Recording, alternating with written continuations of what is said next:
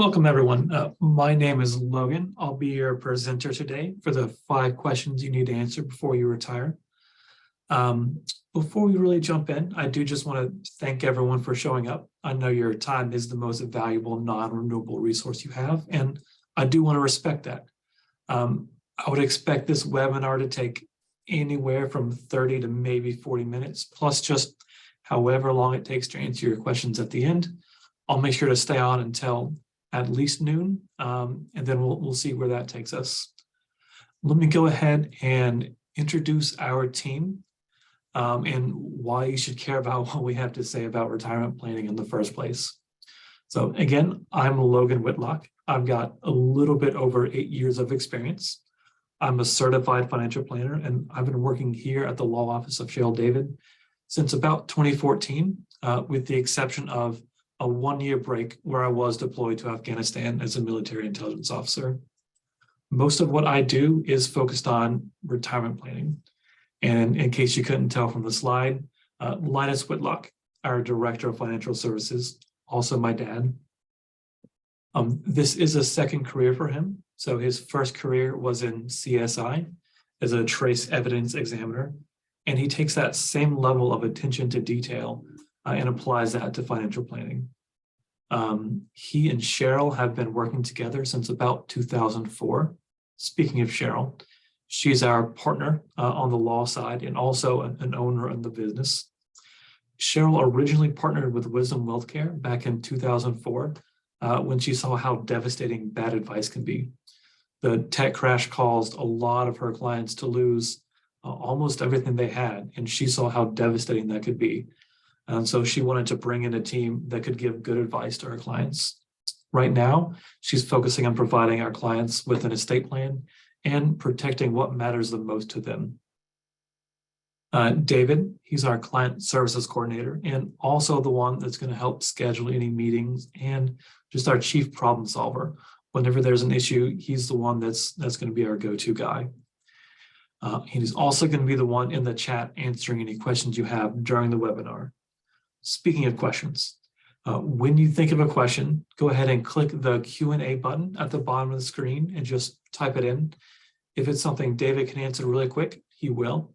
If not, I'll make sure to cover that at the end. Some questions just might be a little bit too private or just too complicated to answer in a quick webinar format like this. If that happens to be the case, we do offer a free, no obligation financial consultation. We'll put a Calendly link in the chat.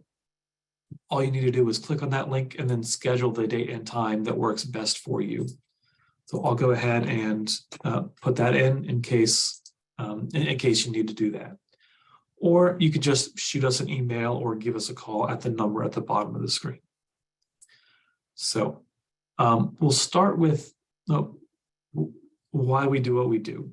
So we've each got our own origin story about how we started and how we got into financial planning.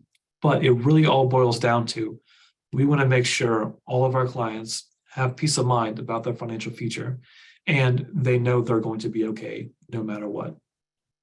And what we do, how we actually make sure that happens. So we are a one-stop shop for all of our clients' financial needs.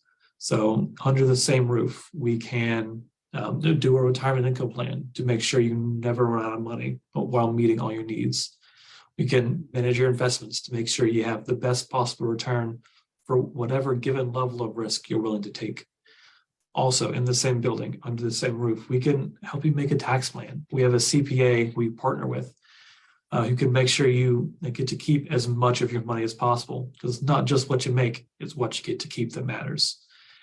And we can ensure you have a complete estate plan, our estate planning team, because it's not when, but if you die or become disabled, that you need to have a plan. And we want to make sure those you care about are taken care of. And then all of the other little pieces that can matter more or less to some people at different times of their lives. We want to make sure all of those are integrated, whether it's managing risk with or without an insurance plan, education funding, Medicare, Medicaid, or business succession planning and special needs. We will make sure all of these are work together well. and then who we work with. So typically 90% of our clients tend to be either couples or independent women, 55 and up, typically who are in retirement or in the retirement red zone. And not only do they want financial advice, but they see enough value in it to be willing to pay for it. But that's enough about us. Let's go ahead and jump into why we're here today in the first place. The 5 questions we're going to answer today. So there's, when can I retire? And its corollary question, how much can I spend in retirement? And then, I don't have enough to retire. What options do I have now? What can I do about it? How should I actually invest in retirement? How do I replace my paycheck, right? Because you're not going to have that monthly or biweekly paycheck anymore. How do you get money into your bank account? And when should I take Social Security, right? And we're not going to have enough time today to really go through and give a personalized full answer to every single one of these questions for every possible scenario, but we can at least give you a framework for where to start and a general direction to head in. And for those more personal questions, we do have a Q&A at the end, where at the bottom of the screen, you can click the Q&A and type in your question. We'll also enter a Calendly link if you want to set up a time to meet with us in person, to have a more in-depth, possibly longer conversation. I'll go ahead and post that for anyone who's just getting in here. So, the first question, when can I retire and how much can I spend in retirement? This is an easy one, right? You can retire when you're willing and able to live on your assets and your passive income. That's it, right? And it gets a little bit more complicated than that, doesn't it? There are 3 big parts to this, right? There's your spending in retirement. How much do you need to sustain your lifestyle? There's your passive income, right? How much are you getting guaranteed each month? This could be through Social Security, maybe a pension, or even guaranteed income through an annuity or something like that. And then the assets you have funding your retirement. So we've got a couple equations that come from this. Don't worry, they're not too complicated. Your spending minus your income gives the shortfall. And this shortfall is what your assets need to make up. So if we look at that annual shortfall and divide it by the assets you have, that gives us a withdrawal rate. Let's look at an example, because I always work better if I have an example to work through. So this is Bill and Mary. They're a married couple. They want to be able to spend $5,000 a month every month in retirement. But they already have $3,000 a month from Social Security or pension, which means they have a $2,000 a month shortfall, which works out to about $24,000 a year. And they have that $600,000 retirement portfolio. The question is, can Bill and Mary retire? Well, let's look at that, right? So their spending is $5,000 a month, and they've got that $3,000 a month guaranteed income, which makes their shortfall $24,000 a year. So we take that shortfall and divide it by their assets of $600,000, and that gives us 4%. How does that stack up, right? Is that a good number? Is that a bad number? Let's talk about it. So if your withdrawal rate is 4% or less, it's probably safe to retire. You're probably there. There's a really big asterisk on this, which we'll talk about in a minute. But if it's at or around 4%, you're probably safe. If it's between 4 and 6%, you're pretty close. You might not be there yet, or it might be okay, but you're pretty close. If you're above 6%, it's going to be risky. It's not that it won't work, but there's definitely going to be a little bit more risk involved there. There are a number of factors that could affect what's a good number or what's not, right? So let's talk about that asterisk. Like how old are you, right? The older you are, the larger percent you could draw. How much risk are you willing to take, right? What are you willing to invest in? Do you want to make sure you leave anything to your heirs? Is that important to you? How confident are you in your spending assumptions? right? Are you confident in that $5,000 number, or maybe is 5.5 or 6,000 possibly correct? What do your taxes look like? Because that's going to affect everything. But in general, for a middle class individual or couple in their mid 60s who want their assets to last at least as long as they do, they're willing to invest moderately, maybe make some minor adjustments along the way, and don't care too much about leaving a large inheritance. 4% is probably a safe starting point. And this really makes intuitive sense if you think about it, because if you withdraw 4% per year, and your investments keep up with inflation, you can keep this up for 25 years before you run out of money. And if you're retiring at 65 and your investments don't even make anything beyond inflation, that'll last you all the way to age 90. And for most people, that's probably okay. But if you take that 6% number, you take out 6% each year, that'll only last you 16, maybe 17 years. And that's only going to get you to age 81 or 82. And for most people, that's just not going to cut it. And it doesn't just make intuitive sense, but there's also an almost excessive amount of research to back this up. The original study was called the Trinity study, and it found that given a 30-year retirement with a 50-50 stock and bond mix, you could take out 4% each year, increase it with inflation, and there's never been an historical scenario where your money runs out before you do. Now, past returns don't guarantee future results, but the past is all we have to go on. And this isn't a replacement for a financial plan, but it can be a good place to start. So, question 2, I don't have enough to retire. What are my actual options? Well, you got a couple of them. Option 0 isn't my recommendation. It's to stick your head in the sand. Pretend like it's not an issue, pretend like everything's going to be okay, or just ignore it in general. And this is probably what 70 to 80% of people do. When you're in your 30s, 40s, or even 50s, it's easy to just pretend like this is a problem for future me and not worry about it. And it's not what I recommend, but it's the route some people take. So one possibility is just work longer. It's not a good answer for everyone, right? It's not always possible. It could be you're injured, or you just don't want to work anymore. But it is mathematically a very strong solution for a few reasons. One, it allows more time for your investments to grow and compound and get larger. It allows for more contributions into your investment portfolio. The longer you work, the more months, the more years you're adding to it.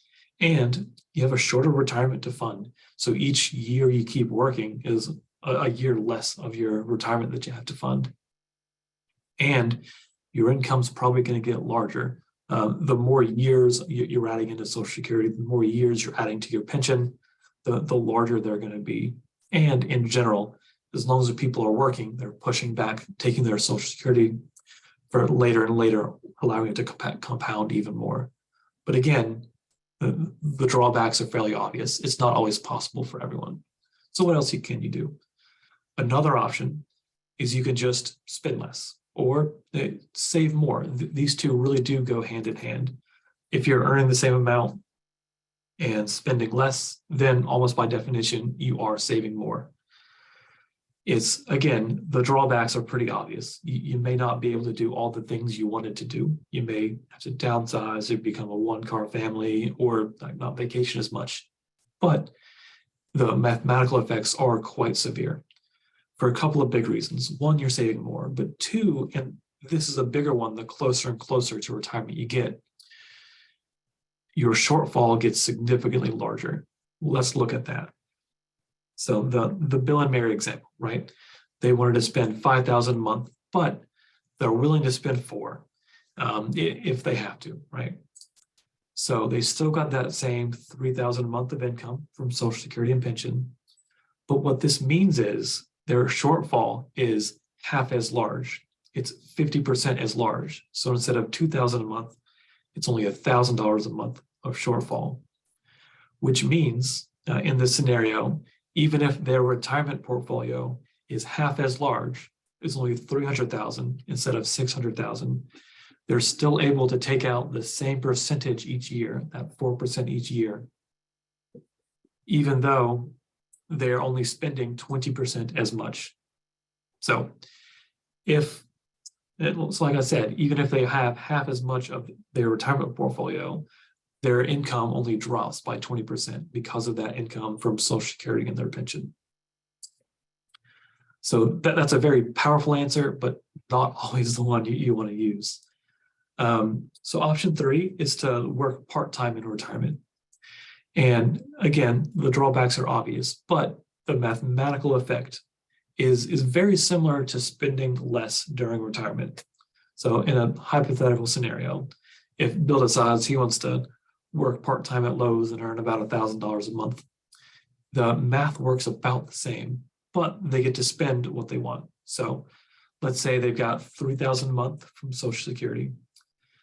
Bill makes $1,000 a month working at Lowe's.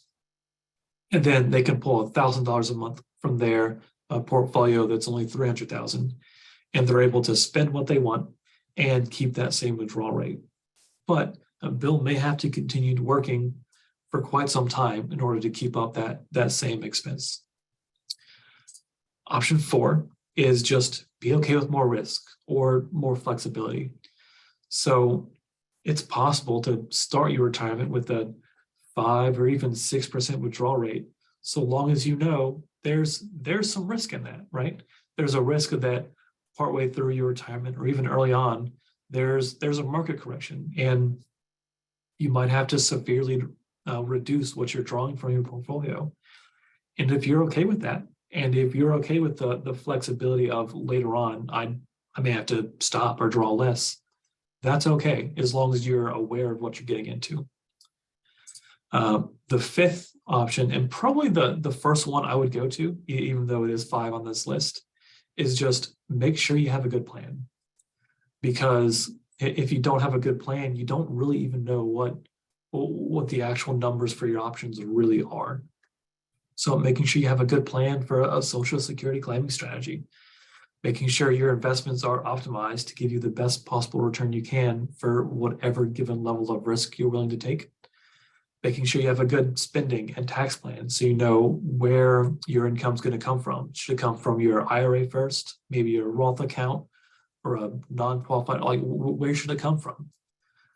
Making sure you have your risks covered.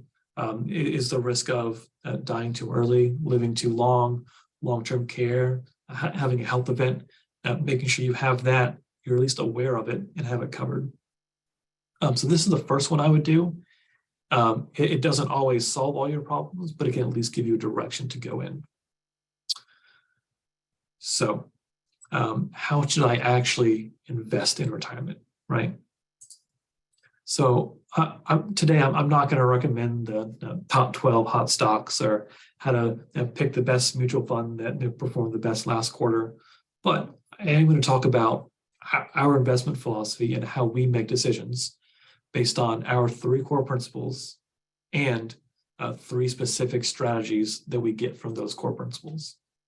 So 3 core principles being: 1, faith in the future. So we believe companies are going to continue to innovate, are going to continue to grow and expand because we believe in humanity.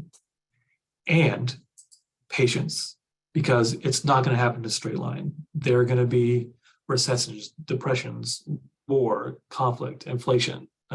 We've all seen it. And patience, because it's not going to happen all at the same time. It's not all going to be positive.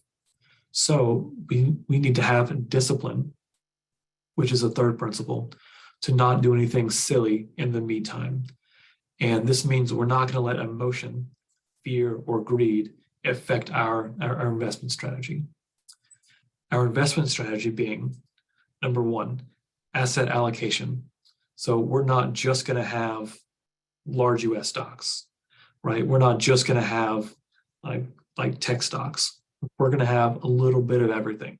We're going to have large US stocks, small US stocks, international stocks from developing countries, international stocks from more developed countries. We're going to have maybe some bonds or fixed income. We're going to have some cash, some real estate, some commodities. we're going to make sure we have a little bit of everything.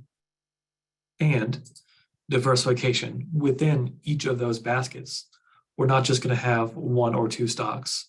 We're going to have hundreds or even thousands of different stocks or bonds, so that one company getting into trouble isn't going to ruin your entire financial plan. And then the last one, diversification. The last one, rebalance.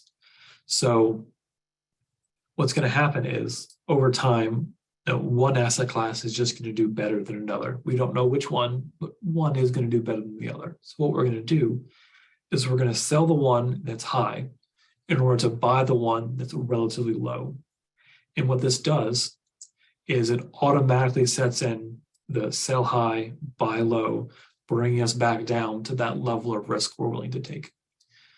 So those are our core principles in our strategies. I'm going to dive into each one a little bit more to give you some numbers, because I think it's important. So, like the slide says, I want to provide a little bit of perspective on stock returns, especially the US stock returns in the past. Let me show you what this says. So this chart shows each year of the US stock market broken down in 10% increments. So each number is a year, and each column is broken down into 10% increments based on how well or how poorly the stock market performed during this time. So if we look at it, on the left are the down years. And so since 1825, right, all the way to 2021, there have been exactly 55 down years, or about 27, call it 28% down. And on the up years, there have been 142 up years, or just over 72%. So for simplicity, I'll say about 30% down and about 70% up. And these percentages have continued to hold true. So if you look at those blue numbers at the top, those blue years, that shows from 2000 to 2021, so since the turn of the century. And we see very similar percentages. So there have been 6 down years, if we include 2022 as a down year, since 2021, and 14 up years, which is that same 27%, 73% split. So even through the tech crash, the housing bubble, and even through COVID, we've still got that same percentage. That said, historical returns don't guarantee future results. But if we take a step back and look at the past, it looks pretty good, right? And like we said, patience, because when you're in the moment, it's hard to see that. So let me tell you what this particular chart shows. So this is the S&P 500, and it shows the blue bars show each year what it actually did, right? And of that, only 4 years between 2001 and 2021 had actually negative returns. Every other year was positive. But those little red triangles, those show the largest drawdown during the year.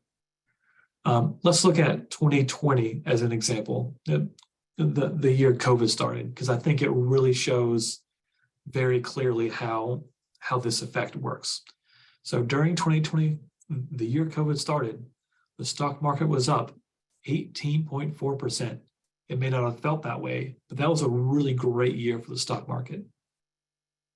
That said, while we were in it, right, from the top in about January to the bottom in mid-March, the stock market lost over a third of its value, 33.66% down in just a few months. And that's that extreme movement we can see even within the year, right?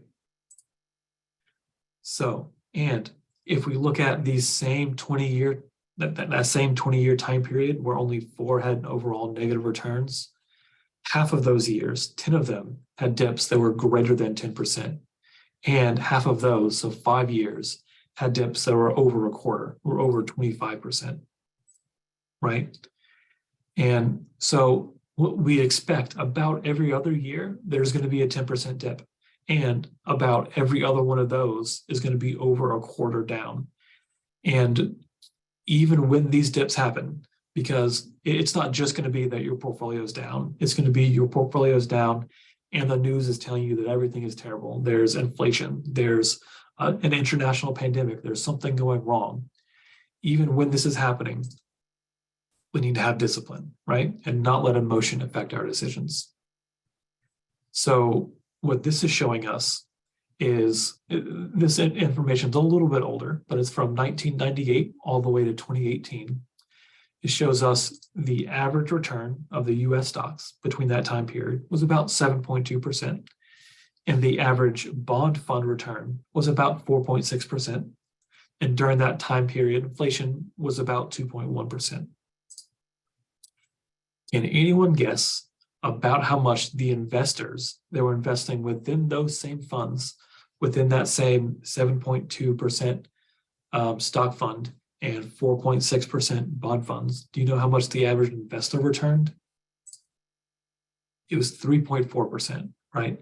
The average investor got worse returns than either stocks or bonds. And why that happened is emotion, is fear and greed.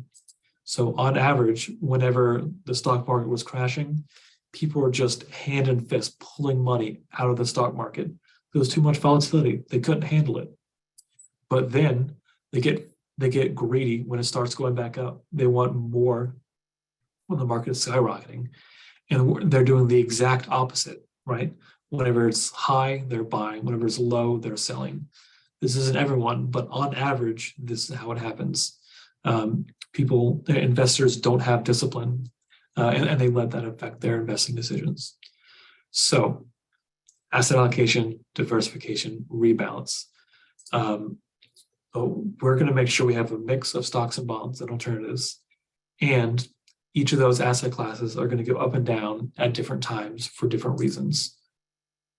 And diversification. Within each of those asset classes, we're going to have hundreds of companies, not just one or two. And rebalance. We're going to make sure when one gets too big or too small, we bring it back down into tolerance so that we don't get too risky with all of our eggs in one basket. So for those of you that are looking at the PowerPoint, I'm sorry for this splash of color, but I'll talk about what it is. So this shows each asset class ranked annually from the best performer at the top to the worst performer at the bottom. So cash is that black bar. Fixed income is the blue, and so on and so forth. You can read what each one does. But no one asset class is the best every single year, and no one asset class is the worst every single year, right? And then at the upper right-hand corner, you can see each asset class ranked overall. So for this 10-year period, which would have the best performance, which is in that blue, right, in that green square, and then red, the risk or the volatility, how much fluctuation there was within that asset class. And in general, the two go together. The more performance you're going to get, the more risk you're going to have. Let's look at an example that I think really highlights why having a good asset allocated, diversified, rebalanced annually portfolio does for you. Real estate, right? So in 2019, real estate was the second best asset class there was, right? It went up over 26% in that 1 year. But then what happened? COVID happened. In 2020, real estate was the worst performing asset class there was. And in hindsight, it's easy to see, right? COVID happened, the downtown, that corporate real estate just got eviscerated. Nobody wanted it anymore. But then what happened? 2021 happened, right? And then real estate was the best performer with over 43%. What happened was people wanted homes, right? They wanted to get out of their homes, get out of their smaller homes, work remote, get something bigger. So real estate skyrocketed. And if you didn't properly rebalance through that time, your returns weren't going to be quite as good. So in 2019, when real estate was one of the better performers, we would have sold a little bit of it. In 2020, when it was the worst, we would have bought a little bit. And then 2021, when it was the best performer, we were going to sell off a little bit again. It doesn't always work out this cleanly and this well, but over time, this approach can get you slightly better return for an equal or even lower level of risk. So if we look at that yellow, those yellow boxes, that is an asset allocated, diversified, annually rebalanced, moderate portfolio. It's never going to be the best performer because it's got a little bit of everything, but it's also never going to be your worst. It's going to be in the middle top pretty much every year. And on average, you're going to get a better return for whatever level of risk you're willing to take. So that's our investment philosophy. But let's move on. How do you actually replace your paycheck, right? So after you stop receiving a monthly paycheck, how do you pay your day-to-day expenses? How do you get money into your checking account? There are plenty of different strategies with different products and bells and whistles, but I'm gonna focus on two main strategies today. One is an asset allocated, diversified portfolio that rebalances periodically with just an automatic monthly distribution into your checking account. And this is the one that is at the core of most of our clients' portfolio because it has a little bit of everything, right? It gives you a little bit of stability. It makes sure you have that flexibility as well. But some of our clients just want a guarantee, right? They want somebody to stand up and say, I guarantee you will have this much income for the rest of your lives. And we can do that, right? We can find something to help give possibly you and your spouse, guaranteed income for the rest of your joint lives. I can't guarantee it, but we can find an insurance company that will. And you're going to pay for those guarantees, right? There are going to be trade-offs, right? Possibly higher fees, maybe lower returns. It may not be inflation adjusted. You may have to lock up your funds for a period of time, or all of the above. But for those trade-offs, you do get a guaranteed income, right? You do get something for that trade-off. Let's look at an example of how those strategies might work together, right? So Bill and Mary, right? They want to be able to spend $5,000 a month, right? That original number. But they need $3,500 a month. This is food, clothing, shelter, healthcare. That's how much they have to have each month, no matter what. But there's $1,500 extra where they want to be able to go on trips or go out to eat or do fun things with their family because of course you do, right? And they've got that same $3,000 of income through Social Security and their pension. But that means of their shortfall, of that $2,000 shortfall, $500 a month is a need, where if they don't have it, it's a real problem. Where $1,500 is a shortfall for their wants, right? Where they really would rather have it, but it's not catastrophic if they don't. So one possible way they can make that $600,000 retirement portfolio work is in the following way. So they could take a percentage of it. In this example, we use 20% of their retirement portfolio, which is about $120,000. Break that off and provide guaranteed income for the rest of their lives, no matter what, for that shortfall. Of course, there's going to be a trade-off to that. That money may not be as liquid or as flexible, but they have their needs guaranteed no matter what. And then the remainder, the 80%, the core of their portfolio can be available for that once shortfall. And because we were able to generate a little bit more than 4% of guaranteed income from that 20% piece that we broke off, that they have to draw less than 4% from their 80% portfolio. It's not a huge impact. It might only be at 3.75%, right? But every little bit can help. So that's how you can replace your paycheck. And then 5. So when should I take Social Security? Let's look at that. So in general, you should wait as long as you possibly can, all the way to age 70 to take your Social Security benefits. There's an asterisk, we'll go over that in a second, but in general, you should wait as long as you can. Let's go over the numbers for that. So in 2022, the average monthly Social Security payment was $1,657, right? If you started that at age 62, you'd only get $1,160 a month. That's a pretty steep drop off, right? Obviously, if you took it at full retirement age, you get that full 1657. But if you waited all the way to age 70, right, the longest age where it'll continue to compound, you get over $2,000. It's a really big difference between starting as soon as you can at 62, not even getting $1,200, to waiting until age 70 and getting over 2,000. That's a really big difference, and that can really make the make or break for many people's retirements. It's over 177% more between age 62 and 70. But for some people, when might you want to take Social Security early, right?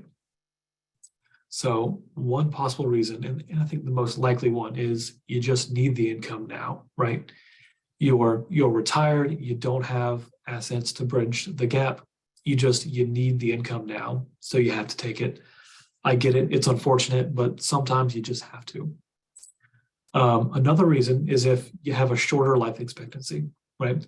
So if you got a diagnosis, or even if you have excessive family history, it could make sense to take your Social Security a little bit earlier if you have a shorter life expectancy. A third possible reason, which I disagree with, but I think it's important to cover, is if you're convinced that Social Security might go away. I'm convinced it's just not. It's politically infeasible for someone to say, I would like to reduce Social Security or get rid of it entirely. To put it bluntly, old people vote, right? And anyone that did anything trying to get rid of Social Security is just going to get politically eviscerated. That said, I might expect the Social Security tax to go up. It might be that the age at which you could take Social Security increases from, they've already done that once, right? Taking it from 65 to 66 to 67. But if you're already receiving Social Security, it's just infeasible that they're going to take it away from you.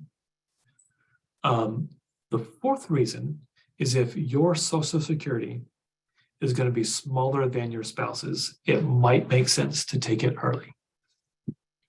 Let me go over why that is. So if your benefit is larger than your spouse's, it's even more effective to wait as long as you can. Because what's going to happen is the first spouse to pass away is going to get the larger Social Security regardless of whose it is. So in our hypothetical example of Bill and Mary, Bill has a $2,000 Social Security, Mary has $1,000. If Bill dies first, what's going to happen is Mary is going to lose her Social Security and then take over Bill's and get $2,000 a month. But if Mary happens to die first, then her Social Security just goes away and Bill gets to keep his. In either scenario, the smaller one goes away actuarially whenever the first one dies, but the larger one stays for as long as either of you are alive. So if your Social Security is larger than your spouse's, it's even more important that you wait as long as you possibly can to take yours, because it's going to be there for a long, long time. Just one more thing before we move on to the Q&A. So I believe it can make sense for most people to get a free financial review at least once before they retire. Sometimes there can be opportunities or dangers you just don't know about. So for example, let's say you're 62 and you just started taking Social Security a few months ago, but now you really did wish you wait till 70 after seeing all this. What you can do is you can stop receiving benefits, return those few months to the SSA, and then start growing and compounding your benefits again. And there are little nuances like this for Social Security and Medicare and Medicaid and investments and retirement planning and insurance and trusts and tax and everything else. And I don't have enough time to cover those in detail in a webinar. Certainly not a webinar of any length that anybody would watch. So if you have a question, or even if you just want a second opinion or a review before you retire, we'd be happy to sit down and talk with you. I'll put that Calendly link in the chat again. And all you have to do is click on that link and then select a date and time where you can meet with us. Or if you prefer, our email and phone numbers at the bottom, just shoot us an email or give us a call. We'd be happy to talk with you. So that is the end of the webinar. We're moving on to the Q&A portion.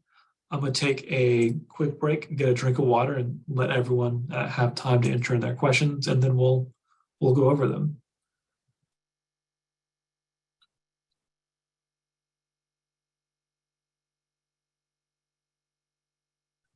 Give everyone until about 11:50.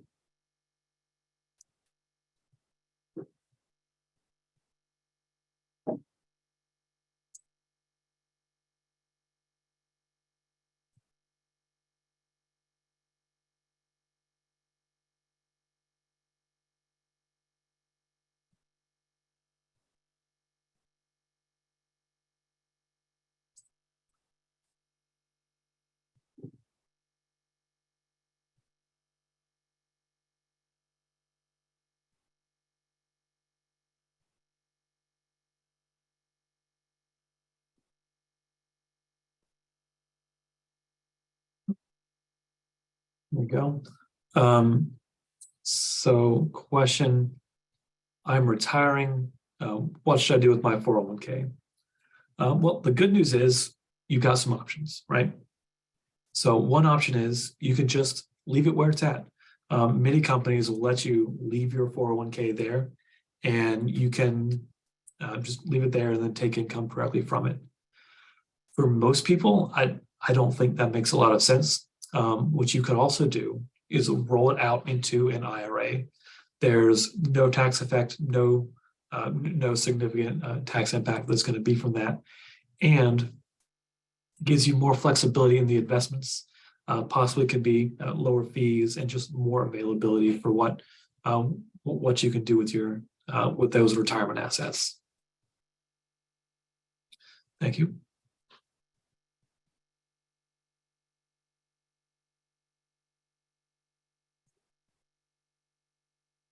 All right. Let's see. My job lets me use either a Roth or traditional. Which one should I use? It depends. They're both good. It may depend which one's better for you. So Roth means that you don't get any tax advantage when you put it in, but it will grow tax-free for the rest of your life. So hypothetically, if you put in $50,000 into a Roth, then over time it grew to 100,000. Whenever you take out that 100,000, there's no tax you have to pay on it at all. All of the principal and growth is going to be tax-free when you take it out. Alternatively, with a traditional, whenever you invest that money, you're going to get an immediate tax deduction. So with a traditional, if you put in 50,000, right, and in that year, in the year you put it in, you're going to get a tax deduction for however much you put in. But let's say it's the same scenario, it grew to 100,000. Whenever you take it out, you have to pay tax on it in the year you withdraw it. So as a general guide, the younger you are, the more the Roth makes sense.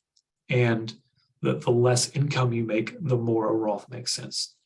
So if you're under about 40 and as a single individual, you make less than 55,000, or as a married couple, less than 110,000, I think Roth is kind of a no-brainer. I think it makes a lot of sense. If you're over 40 and make more than that, I would tend to lean towards traditional. That's where the tax rate jumps from 12% to 22%. But there's nothing wrong with doing both of them if that makes more sense for you in your situation. So they're both good. It just depends what makes more sense for you. Don't see any more.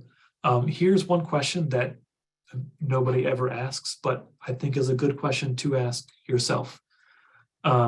What should I do with my time once I retire, right? And I've known a couple of clients who had a great financial plan. They were going to be okay. They were going to be taken care of, but they were retiring from their job and had no idea what they were retiring to. So I would take some time to think about what you want to do with your time in retirement, because you have to do something. And maybe it's spend more time with friends or family. Maybe it's travel. Maybe it's something else. I don't know, but have something to retire to, or else you're just gonna sit at home and do nothing. And that's not what most people want to do. So thank you everyone for showing up. I appreciate it. I'm going to wait a minute or two more, see if we have any more questions. And if not, we'll go ahead and end it here. Thank you. Thank you for your time.